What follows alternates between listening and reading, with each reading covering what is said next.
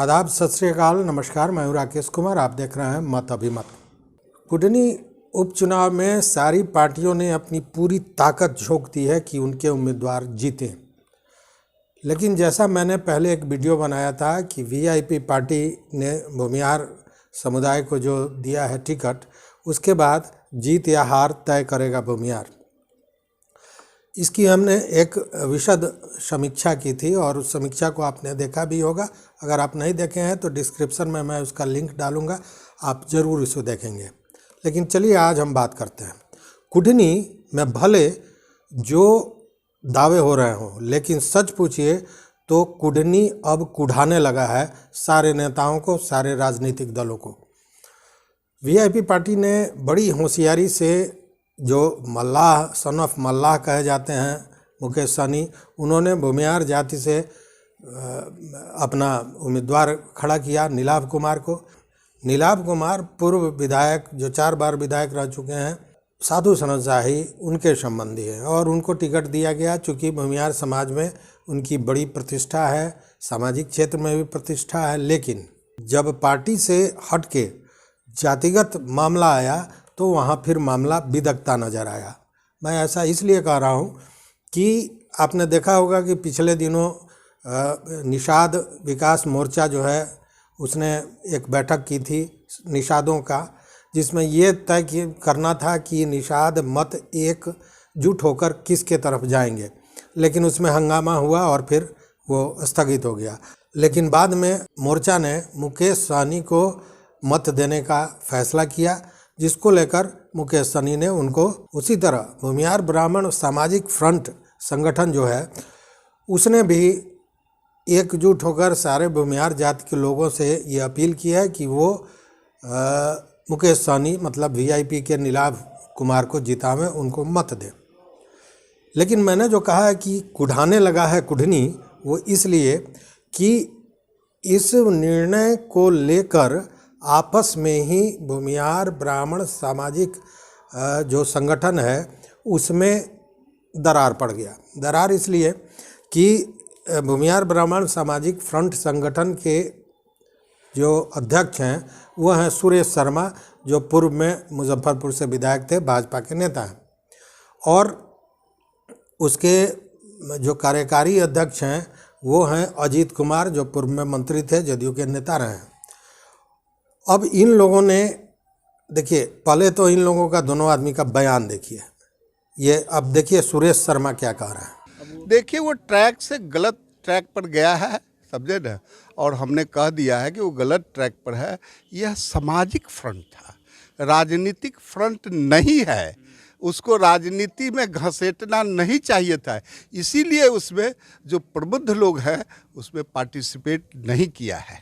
बहुत अच्छा माहौल है, सभी जाति सभी वर्ग के लोग आज के दिन बीजेपी को, एनडीए को वोट देने के लिए हाथ बढ़ाए हुए हैं। और मुझे ऐसी उम्मीद लग रही है कि भारी बहुमत से एनडीए के प्रत्याशी केदार गुप्ता की जीत सुनिश्चित होगी। गलत ट्रैक, एको को वोट उसको नहीं मिलने वाला है, समझे ना। काहे कि भूमिहार समाज बहुत ही इंटेलेक्चुअल और समझदार समाज है। वोट कोई खड़ा किया है कि कुछ वोट करता है कोई साजिश के तहत, तो उसको वोट देते। इससे इसका कोई नहीं, राजनीति का सभी व्यक्ति इस फ्रंट के मेंबर होते, सभी राजनीति और राजनीति पार्टी में जहां वो रहेंगे वो राजनीति का काम करेंगे। सामाजिक व्यवस्था भूमिहार समाज का ठीक करने के लिए, मदद करने के लिए यह बना था।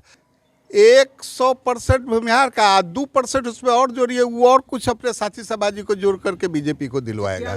तो आपने देखा सुरेश शर्मा की बात। अब देखिए अजीत कुमार ने इस मैटर पर क्या कहा। सुरेश शर्मा जी हमारे फ्रंट के अध्यक्ष हैं आज के डेट में, और भूमिहार ब्राह्मण सामाजिक फ्रंट, इसमें विभिन्न दलों के, विभिन्न संस्थानों के लोग काम करते हैं। और इस फ्रंट में स्पष्ट है कि पहले समाज फिर पार्टी, और कुरहनी के चुनाव में हमारे अध्यक्ष के द्वारा पार्टी को प्राथमिकता दिया गया। और फ्रंट का बहुमत, एब्सोल्यूट मेजॉरिटी, फुल बहुमत से आज निर्णय हुआ कि नहीं साहब, जो फ्रंट का फंडा है, जो फ्रंट का सिद्धांत है कि जो मुझे सम्मान देगा हम उसका साथ देंगे। हमें वीआईपी पार्टी और श्री मुकेश सहनी ने मेरे फ्रंट के कार्यकर्ता नीलाभ कुमार को टिकट दिया है, तो फ्रंट ने बहुमत के आधार पर सर्वसम्मति से नीलाभ कुमार को समर्थन देने का ऐलान किया।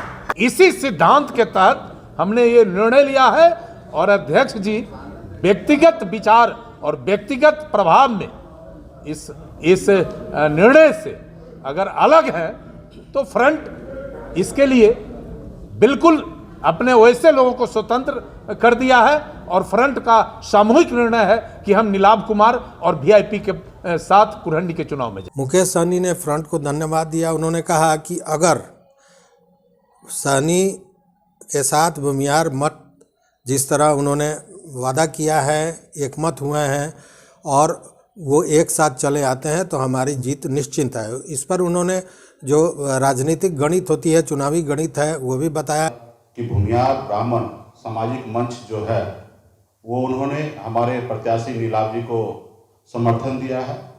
उस संगठन के जितने भी साथी हैं सभी को बहुत बहुत धन्यवाद देता हूँ, आभार व्यक्त करता हूँ कि आपने गरीब का, पिछड़ा का बेटा हक अधिकार के लिए संघर्ष कर रहे हैं, लड़ाई लड़ रहे हैं, उसमें आपका सहयोग है, साथ है।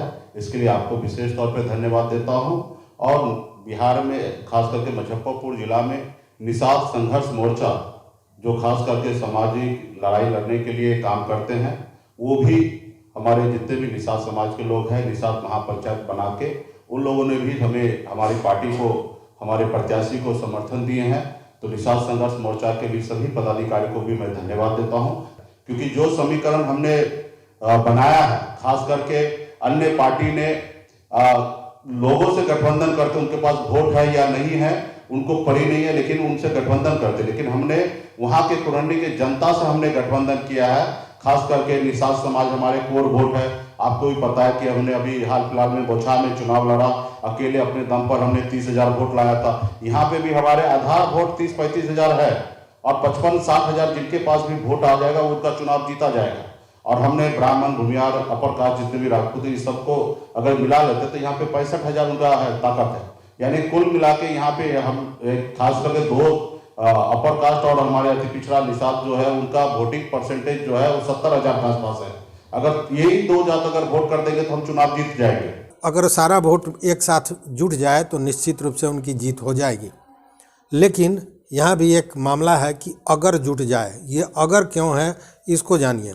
अगर इसलिए कि भले सुरेश शर्मा को आपने सुना, उन्होंने भी कहा कि ये राजनीतिक फ्रंट नहीं है, भूमिहार ब्राह्मण सामाजिक फ्रंट संगठन राजनीतिक नहीं है। दूसरी ओर अजीत कुमार भी यही कहना है कि राजनीतिक नहीं है। सुरेश शर्मा ने सामाजिक बात को छोड़कर, समाज की बात छोड़कर पार्टी की बात की कि सारे लोग देंगे। उनका कहना है कि एक भी आदमी 100% भूमिहार का वोट जाएगा, भूमिहार ब्राह्मण का वोट जाएगा भाजपा में, ये तय उन्होंने अकेले किया है।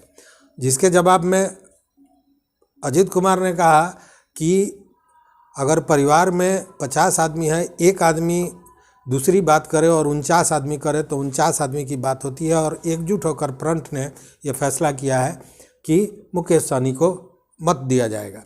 अब ये दोनों कंट्राडिक्शन है, मतलब कि दोनों ही राजनीति करना है। कहने को दोनों ही कह रहे हैं कि हम ये फ्रंट जो है सो राजनीति से अलग है, समाज की बात की जा रही है, लेकिन दोनों ही राजनीति कर रहे हैं। हालांकि अजीत कुमार ने जो कहा कि जो हमको सम्मान दिया है हम उसका साथ देंगे, और ये बात सही है कि मुकेश सहनी ने सम्मान दिया है। साथ ही मुकेश सहनी ने धन्यवाद ज्ञापन के समय जब वो धन्यवाद दे रहे थे ब्राह्मण भूमिहार सामाजिक फ्रंट को और साथ में निषाद मोर्चा को, तब उन्होंने एक बात कही कि अगर हम जीत जाते हैं